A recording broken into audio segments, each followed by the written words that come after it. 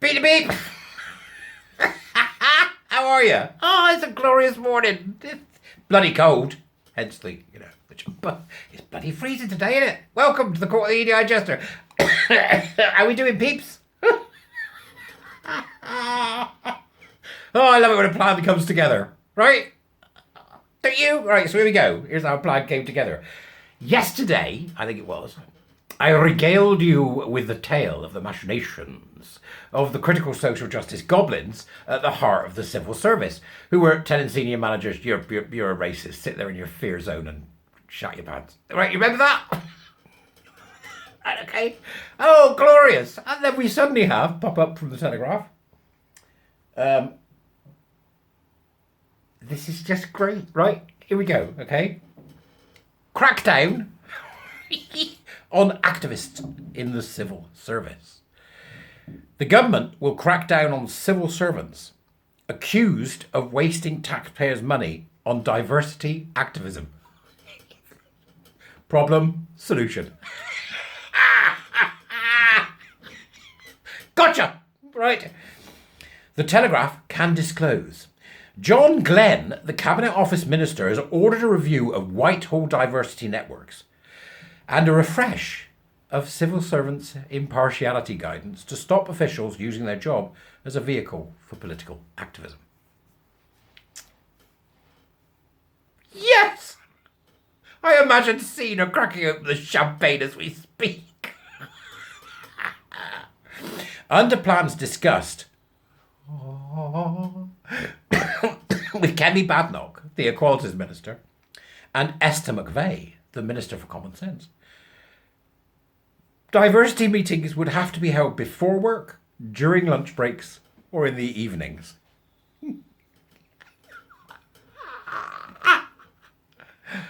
Rug. Are you an activist in the civil service? Yes, I am. Stand on this rug. Fantastic, right? Mr. Glenn also said, it gets better, mind, don't go anywhere. Stay there, right? Mr. Glenn also said that mandarins who are unwilling to follow ministers' instructions, for example, to ignore injunctions from Strasbourg, to ground Rwanda deportation flights, could look for other options outside the civil service. That's so beautifully put in it. Comply or be fired. Do your job or be fired. I love it. I love it. I want it. It won't be a bloodbath, but I'd like it. Would you like to be a bloodbath? Headlines: Head of this goes. Middle manager fired. Junior clerk found fumbling with gusset. Get him out, right? In addition, he said that a new efficiency drive across Whitehall, I love those words, a new efficiency drive across Whitehall would deliver savings that could be used to give back money to households in the form of tax cuts. They're going to get rid of the nutters.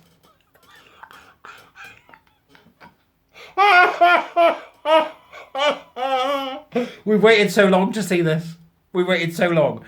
Mr. Glenn, who was reshuffled to the Cabinet Office in November with a brief to carry out reforms, will use a keynote speech at the Institute for Government on Tuesday. What bloody day is it? Oh, it's Sunday. Right, it's a couple of days. On Tuesday, right? To lay out plans for a lean, keen and productive civil service with a smaller headcount.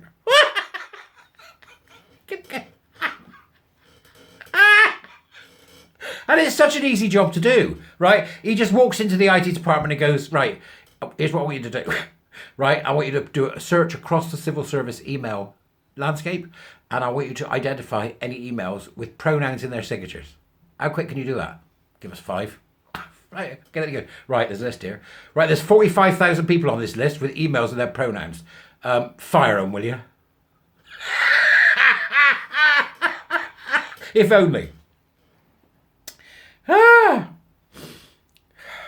He told the Telegraph it was a good thing that the civil service had made significant progress in making itself representative of the country it serves, but added that confusion existed about how the networks operate. He added that's why we want to issue new guidance to inform and clarify how they work.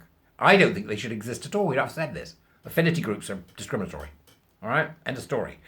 He said that the public expected the core mission of the civil service to be delivering the government's agenda and public services rather than working on internal projects related to equality, diversity and inclusion EDI, he said that the taxpayers were very sceptical of activism and identity politics, which can slip into these networks. We feel a responsibility, given that we're talking about what taxpayers' money is being spent on, he said. People want to know that civil servants are spending their time on their primary job, not on network activities. Mr. Glenn, a former management consultant, said that he had seen diversity projects mushroom. Their profile, he's seen them mushroom. That's because they keep everybody in their dark and they're full of bullshit. He's seen them mushroom. Their profile has raised quite considerably in recent times, he said. Last year, the Telegraph disclosed that staff at the Competition and Markets Authority were being encouraged to spend half a day each week working on activities. Half a day each week? My God. That's surreal. That's surreal. Half a day each week to promote an inclusive culture and working environment. Mr. Glenn said that seems to me way beyond reasonable expectations of what these networks should be doing. When I was in the private sector, these activities were things that we did at breakfast before we started working in the evenings, and that to me is where the orientation of these things should be headed. I.e., you're out. Can you imagine how many civil servants, right, would need you to do your equality, diversity and inclusion stuff, right? When do you want me to do it? In the evening after work? No. Lunchtime? No. Before work? No. When are you going to do it then? Thanks for your time. Off your pop. Off your pop. Some civil service networks... Oh, sorry, I do apologise, I missed a bit. He said that the government had written to more than 100 public sector bodies, including Whitehall departments and Quangos, to quantify how many people were working on EDI. So we're going to get the figures, right? We're going to get the figures of how much money is being wasted across Quangos and all that whole lot. We're going to know how much money is being wasted, how many people have got these non-jobs, right? Some civil service networks have been criticised for trumpeting controversial views. For example, a newsletter from the Ministry of Justice Gender Equality Network, right, claimed that in many societies the gender binary is a product and a tool of colonialism and white supremacy.